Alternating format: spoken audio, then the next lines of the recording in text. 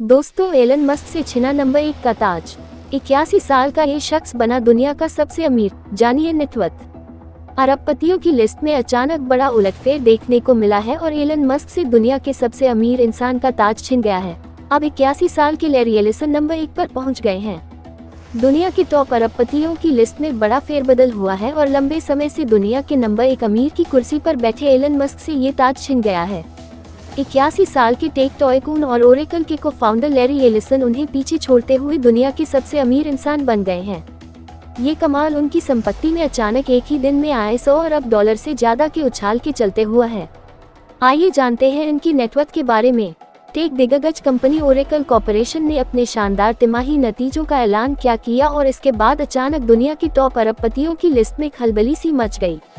दरअसल नतीजों के बाद इसके को फाउंडर लैरी एलिसन की नेटवर्थ में 101 अरब डॉलर करीब 8.90 लाख करोड़ रुपए बढ़ गई और कंपनी के शेयरों में रिकॉर्ड उछाल देखने को मिला।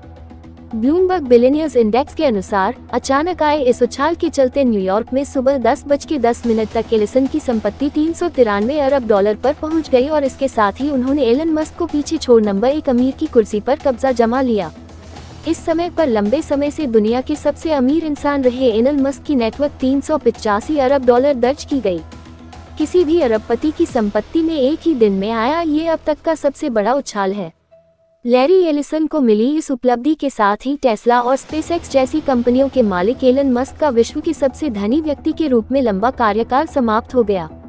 गौरतलब है कि 81 साल के एलिसन इस उम्र में भी ओरेकल के चेयरमैन और चीफ टेक्नोलॉजी ऑफिसर की पद की जिम्मेदारी बखूबी निभा रहे हैं। उनकी नेटवर्क में अधिकांश हिस्सा उनकी कंपनी से होने वाली कमाई पर ही केंद्रित है। ओरेकल के शेयर ने इस साल जोरदार तेजी दर्ज की है और इसके चलते तेजी से को फाउंडर लैरी एलिसन अमीरों की लिस्ट में आगे बढ़ते गए और अब सबसे रईस बन गए हैं। 2025 में अब तक ओरेकल स्टॉक में 45% से ज्यादा की तेजी आ चुकी है। बुधवार को इस शेयर में 41% का उछाल आया और इसका भाव 328.33 डॉलर पर पहुंच गया।